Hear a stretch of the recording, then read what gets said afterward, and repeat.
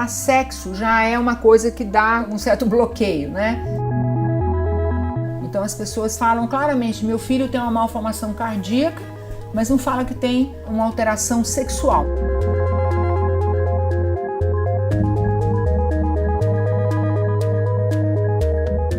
Temos um conceito que vem do ginásio, né?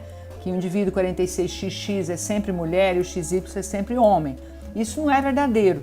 1 para 25 mil indivíduos XY é mulher e 1 para 25 mil indivíduos 46XX é homem. Os distúrbios da diferenciação sexual são inúmeros e a maior parte deles é de origem genética.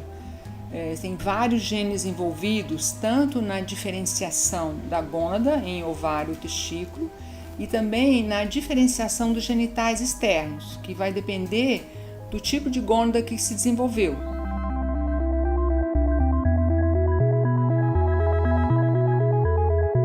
Existe uma confusão entre o transgênero, que é um indivíduo fisicamente normal, que se identifica com o sexo contrário ao sexo biológico, né? Eu sou fenotipicamente mulher, mas eu me identifico, tenho uma identidade de gênero masculina, eu me sinto homem, né? E procuro mudar os meus genitais para o masculino.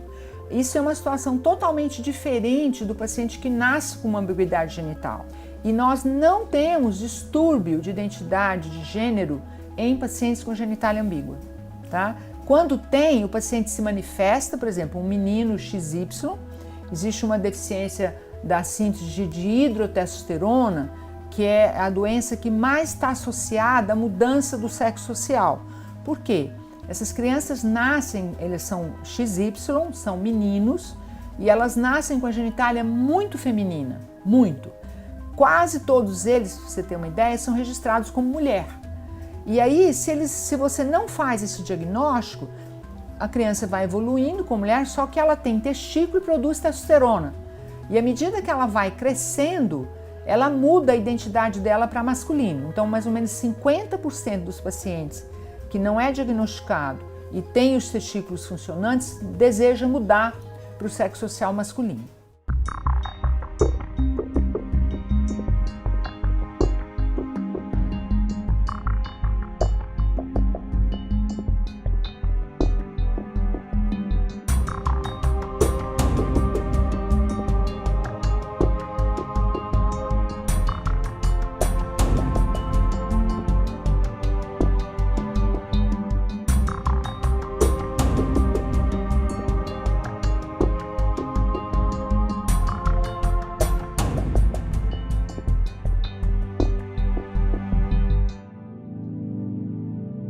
Embora os distúrbios do desenvolvimento sexual sejam bastante comuns, esse é um assunto pouco ventilado, né?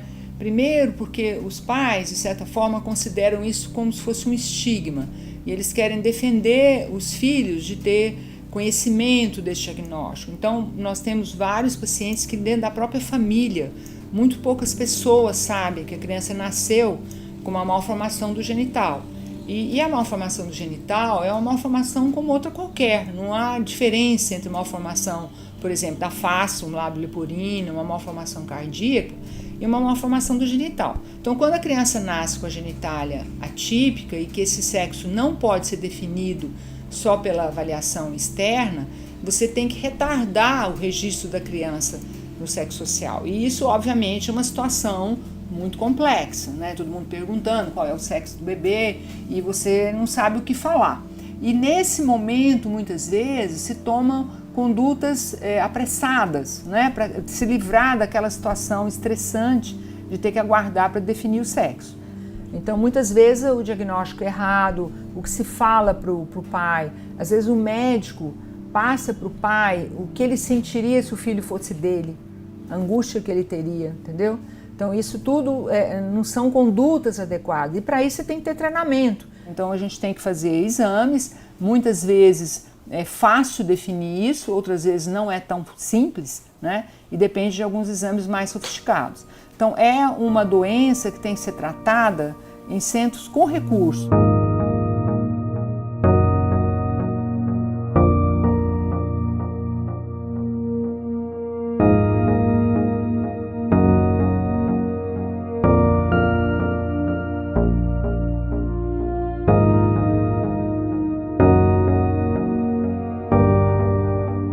faço parte do grupo, né, que foi fundado pelo professor Walter Bloise há 40 anos, 50 anos atrás, na Faculdade de Medicina da Universidade de São Paulo.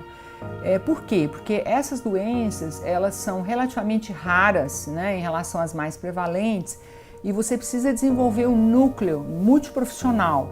E o Hospital das Clínicas é um centro terciário que reúne todas essas características. E além, claro, do laboratório para você fazer o diagnóstico dessas doenças. Muitos pacientes vêm adultos nos consultar para corrigir a genitália, às vezes com 20, 30, 40 anos. E esses pacientes mostram um sofrimento muito grande ao longo da vida, né, de discriminação, de dificuldades, né, dificuldades sociais. Então a gente tem certeza que corrigir precocemente é muito importante na qualidade de vida. Só que você tem que corrigir de forma correta.